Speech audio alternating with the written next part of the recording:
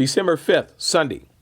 I died and went to heaven today. I got up and went to work, and Joe fell by about noon and said that Donna would drive us to the concert if we could get her tickets.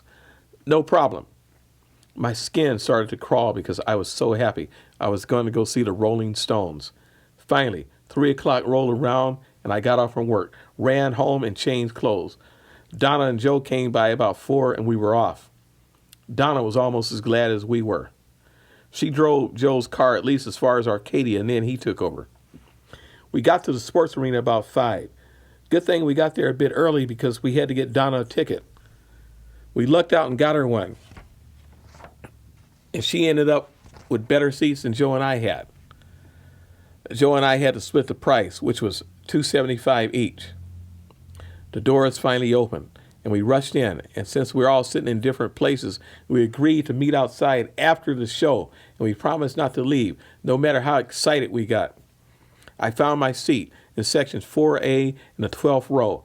I had seat 10 in the balcony. I was sitting next to this foxy little white chick who must have been about 14. She had a pair of binoculars, a southern accent, and big titties. I struck up a conversation with her, and she said that the Rolling Stones were all right, but James Brown was better. James Brown made her pussy purr. Those were her words. I was shocked by 2 things. One was her dirty mouth, and the other was her love of James Brown. I didn't know a cracker girl could dig James Brown that much. The lights went down. Everybody started screaming, but it wasn't the Rolling Stones. It was Patti LaBelle and the Bluebells. They were great. They sung their one hit, I Sold My Heart to the Junk Man, and a couple of other songs, and then they closed with You'll Never Walk Alone. Wow. Then on came the Vibrations.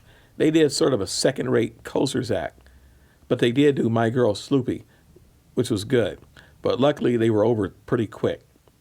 The lights went up. It was intermission time again. The wait was endless. The lights went down, and then the Rolling Stones. There must have been a million flashbulbs going off at once. I've never seen anything like it. Nobody went this nuts when I saw Round Robin a couple of years ago at the Armory in DeWarty. Girls were screaming and throwing their clothes at the stage. I've never seen anything like it. I've never seen such power. If Mick Jagger would have said burn Los Angeles, we would have. Where the fuck was he last August? They started off with I'm All Right, and it took off from there. I felt like I was being covered in the exhaust of 1,000 drum beats and 10,000 screaming guitar chords. Brian Jones was as cool as a cucumber, dressed in all green. What an ugly color, but he made it cool. Somebody threw up a phone book and it hit him in the stomach while he was playing electric organ on Play With Fire. It didn't even faze him. I've never seen the Beatles play, but they could never top the Rolling Stones. They were playing so fast, it was scary. I couldn't understand the words, but I could understand the feel. Sex, S-E-X. That is what rock and roll is. It starts at your feet, get the feet to tapping, then it moves up the leg to the trouser snake. It makes that old snake starts to hiss. Psst. Then it moves up to the heart. You feel like you're going to have a heart attack. That is the Rolling Stones. By the time they got to Satisfaction, the stage was littered with bras and panties.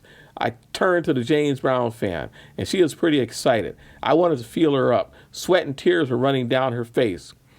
And she turned to me and said, that was something, but you got to see James Brown.